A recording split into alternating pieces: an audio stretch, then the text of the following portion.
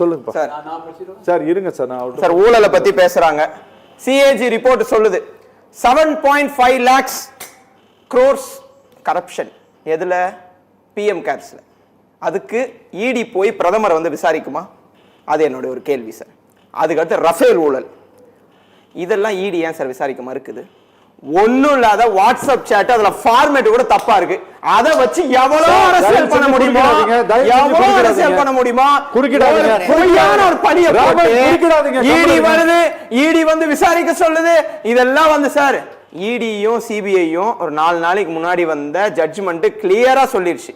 அரவிந்த் கெஜ்ரிவாலை நீங்க வந்து தேர்தலுக்கு பிரச்சாரம் பண்ணாத தடுத்தீங்க.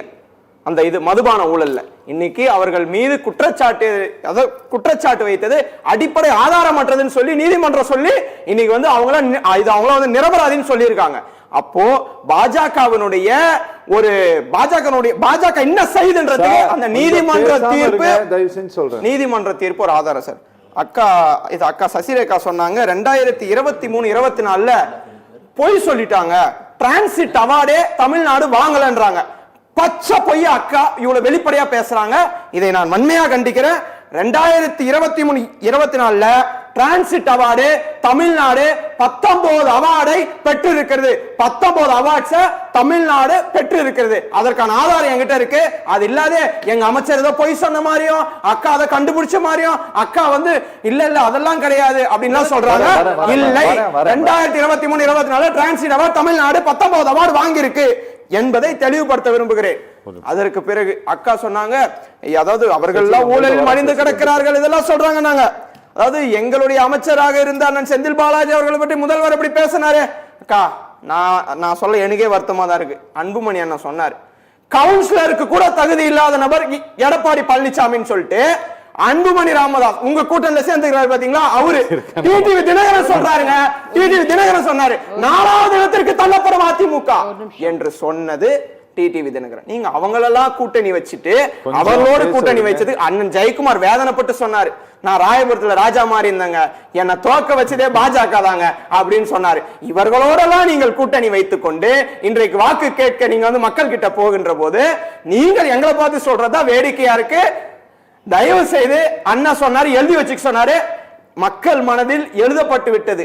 2026 சட்டமன்ற தேர்தலில் 2026 சட்டமன்ற தேர்தலில் வெற்றி பெற்று மீண்டும் ஆட்சி அமைக்க போவது திராவிட முன்னேற்ற. இது ஒரே நிமிஷம். அண்ணா அறிவாலயத்துல நாங்க பேச்சுவார்த்தை நடத்துறோம். அக்கா கிட்ட நான் சேலஞ்ச் பண்றேன், எடப்பாடி பழனிசாமி அவர்கள் இதே போல பேச்சுவார்த்தையை ராயப்பேட்டை ஆபீஸ்ல நடத்தட்டும்.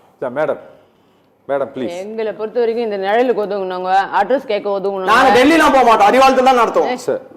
நான் சும்மா இருக்க மாட்டேன். அப்புறம் நானும் பேசுங்க. சும்மா இந்த தம்பி வந்து புதுசா சவுண்ட் போட்டா சவுண்ட் போறது இல்ல, நான் பேசுறேன் சவுண்ட் போடுறீங்க. தம்பி இது வந்து நாகரிகம் கிடையாது. கொஞ்சம் இருங்க, நீங்க நிறைய வளரணும்னு நான் பக்கத்துக்காரன் வாழ்த்துறேன். நானு பேசுங்க, நான் பேசுறப்ப தடுக்குறீங்க. இது என்ன கொஞ்சம் இருப்பா அமைதியா தானே இருந்தேன். சரி சொல்லுங்க, நான் அவர்கிட்ட வேற போனோம். இல்ல இவர் சொல்றாருல்ல, நிழலுக்கு ஒதுங்குறவங்க அட்ரஸ் கேட்க ஒதுங்குறவங்க எல்லாம் கூப்பிட்டு வச்சு நீங்க கூட்டணி கூப்பிட்டு 4 நீங்க சீட்டை கொடுப்பீங்க. உங்க கட்சியை பொறுத்த வரைக்கும் ஒன்றும் பெரிய பிரச்சனை எல்லாம் உங்களுக்கு கிடையாது. நீங்க அறிவாலயத்தில் தான் நடத்துவீங்க.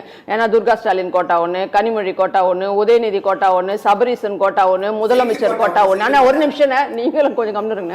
முதலமைச்சர் கோட்டா ஒண்ணு, அப்புறம் பாருங்க நீங்க இங்க அதிமுக இருந்து போனாங்க பாருங்க, அந்த அமைச்சர் அணின்னு ஒரு அணி இருக்குதாங்க, அதிமுக அமைச்சர்கள் அணி. அந்த அணி ஒரு கோட்டா ஒண்ணு, குறுநில மன்னர்கள் கோட்டா, குறுநில மன்னர்களின் மகன்கள் கோட்டா, அவ்வளவுதான் உங்க கோட்டா. நீங்க என்ன வேணா பண்ணுவீங்க அங்க உட்காந்து. நீங்க அறிவாலயத்துல நடத்துவீங்க, இல்ல கோபாலபுரத்துல நடத்துவீங்க, இல்ல சிஐடி காலனில கூட நீங்க நடத்துவீங்க. உங்களுக்கு என்னப்பா, நீங்க என்ன உழைச்சவனு கொடுக்க போறாங்களா? தம்பி கத்தி பேசுறீங்க. நீ வந்து இதே மாதிரி தான் கத்திட்டு இருக்கணுமே தவிர உனக்கெல்லாம் கொடுக்க மாட்டாங்க. உன் மாவட்டத்தை பொறுத்த வரைக்கும் துரைமுருகன் வருவாரு, அடுத்து கதிரானந்த் வருவாரு, கதிரானந்துக்கு அப்புறம் அவர் மகன் வருவாரு, அவர் மகன் வருவாரு. கதிரானந்த் துரைமுருகன் அங்க இல்லையா? அமைச்சரா, எம்பியா, மாவட்ட செயலாளரா, வேற யார் வந்திருக்கா சொல்லு. நான் பார்த்த காலத்துல இருந்து அங்க அவங்க தான் இருங்க. இவர் பெருசா பேசுறாருல. அப்படி 22-23 இந்த தவறான தகவலை பதிவு செய்தவர் மா சுப்பிரமணி. இது உனக்கு எனக்கும் சேலஞ்ச், தம்பிக்கும் எனக்கு. 23-24 அவார்டு இருக்கு தமிழ்நாட்டுக்கு. நேஷனல் அவார்டு ஒண்ணுதான். 2015 இருந்து 21 வரைக்கும் 6 முறை தமிழக அரசு வாங்கி இருக்கு.